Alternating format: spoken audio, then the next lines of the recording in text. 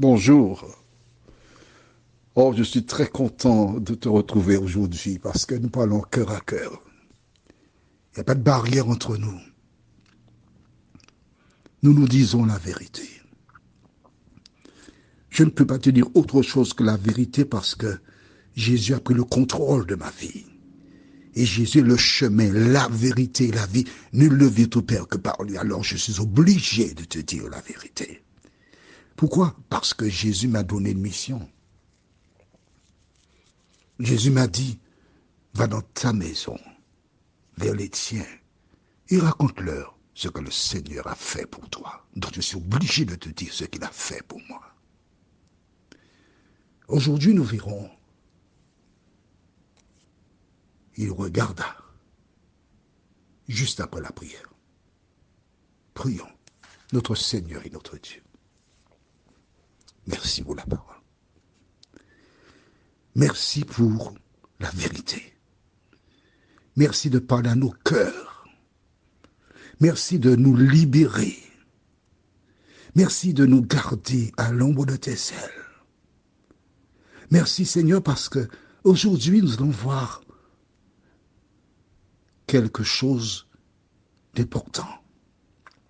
Donne-nous de tirer toutes les leçons qui s'imposent, nous t'en prions. Au nom de Jésus pour ta gloire éternelle. Amen. Nous avons vu hier comment Moïse, lorsqu'il a vu l'Égyptien battre l'Hébreu, le sang a commencé à monter dans ses veines. Toute l'éducation donnée par sa mère a fait surface. Nous sommes des Hébreux. Nous sommes arrivés ici libres. On nous a mis dans l'esclavage. On nous maltraite. Mais Dieu a dit qu'à la 4e génération, nous sortirons libres d'ici. Et nous sommes dans la 4e génération. Et Moïse entend cela tourner en boucle dans son cerveau. Nous sommes dans la 4e génération. Et probablement, Moïse a dû faire le parallèle en disant, est-ce que ce n'est pas moi le libérateur? Est-ce que lorsque Dieu a permis que la princesse me prenne au palais, n'est-ce pas pour libérer son peuple? Seigneur, qu'est-ce que tu veux que je fasse vraiment? Est-ce là, Seigneur? Un dilemme. Moïse a un problème.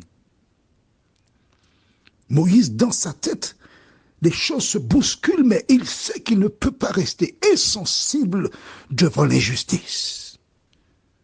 Et toi qui m'écoutes, oui toi, quand tu vois les injustices, que fais-tu? Tu fais comme Pilate, tu laves tes mains. Ça ne me regarde pas, je n'ai rien à dire.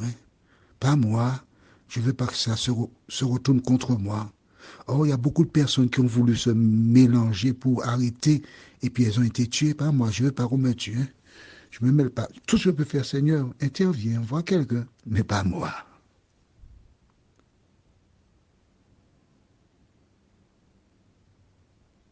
Que ferais-tu si tu étais à la place de Moïse? Quand j'étais en classe, il y a un homme qui m'a marqué en histoire. Cet homme s'appelle Attila le Hun. J'ai été bercé par son histoire. Et sa phrase célèbre est encore ancrée dans ma mémoire, à savoir, là où passent mes chevaux, l'herbe ne repousse pas. Oh là là, j'ai aimé ça. J'ai tellement aimé cela qu'en quelque part, cela a pris une bonne partie de mon cerveau. Alors, un jour, j'étais sur un quartier de la ville de Fort-de-France, pas loin de collège,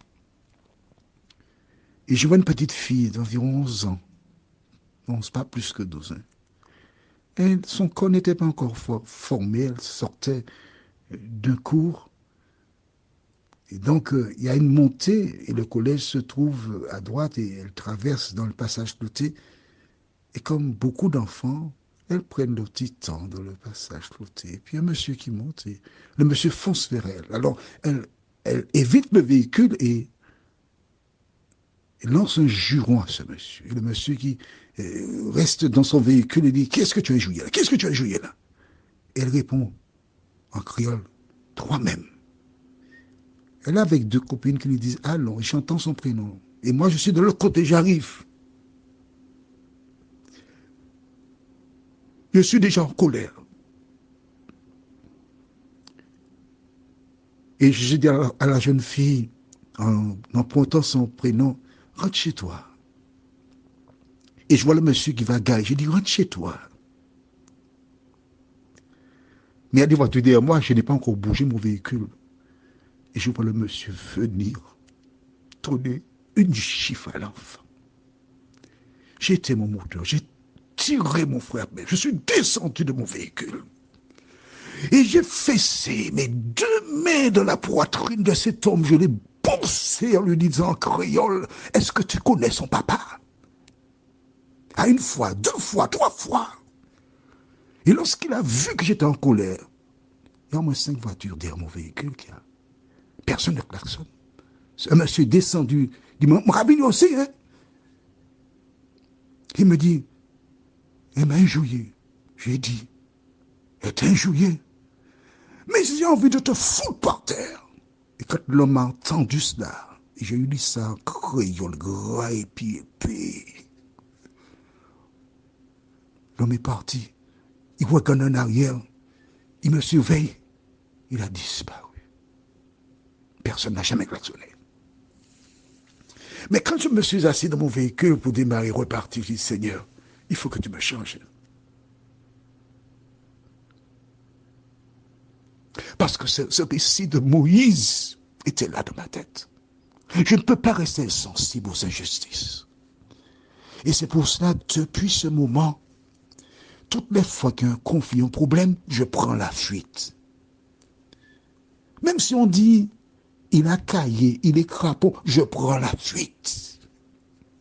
Parce que je sais que l'ennemi peut utiliser les injustices pour pousser à faire des choses qu'on n'aurait jamais imaginées. Je te prends la cœur ouvert, frère. Est-ce que ça t'arrive aussi? Donc tu me comprends, je te comprends. Superbe. Mais qu'a fait Moïse? Lisons verset 12. Il regarde à deux côtés et d'autres. Ah, c'est dangereux là. C'est dangereux. Quand tu vois, tu es en conflit avec quelqu'un, tu vois la personne regarder à gauche et à droite, tout ce que tu dois faire, c'est dire, écoute, excuse-moi, je te demande pardon, allons finir avec ça. Restons-en là. Il faut désarmer la personne ainsi. Mais qu'a fait Moïse ensuite? Et voyant qu'il n'y avait personne, c'est ce qu'il cherchait. Il ne voulait pas être vu. Il voulait être sûr que les circonstances étaient intéressantes. Alors la Bible dit, il tua l'Égyptien et le cacha dans le sable. Moi je vais te raconter, il a foncé sur l'Égyptien. Il lui a donné direct de la mâchoire, l'Égyptien qui regarde, mais, sur le président, il n'a pas le temps de, un coup dans le cou. À ce moment-là, il s'est acharné sur lui. Et il l'a tué. Vois-tu, ce qu'il avait entendu de sa mère, ce qu'il avait entendu autour de lui, tout cela était en lui. Il y avait une colère qui dormait, qui somnolait. Et là, il s'est déchargé totalement sur l'Égyptien. Il a dit, ah, il va payer pour tous les autres Égyptiens.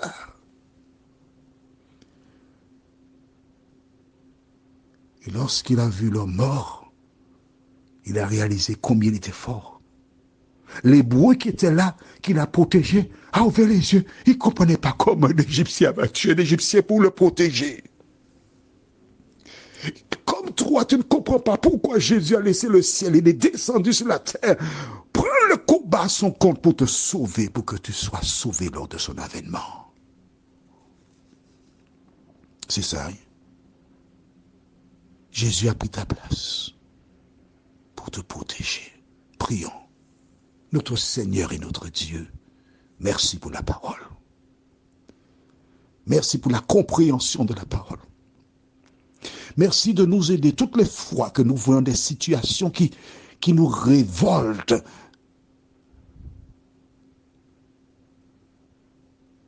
À commencer à prier parce que nous sommes en danger. Seigneur, tandis que le monde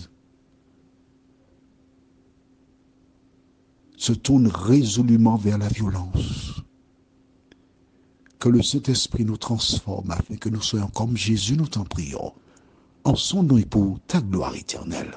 Amen. Je te souhaite une bonne journée sous le regard de Dieu. Et n'oublie pas, fuis les querelles, change de quartier, change de ville, change de pays même s'il le faut. Mais recherche la paix, car sans la paix, nul ne verra le Seigneur.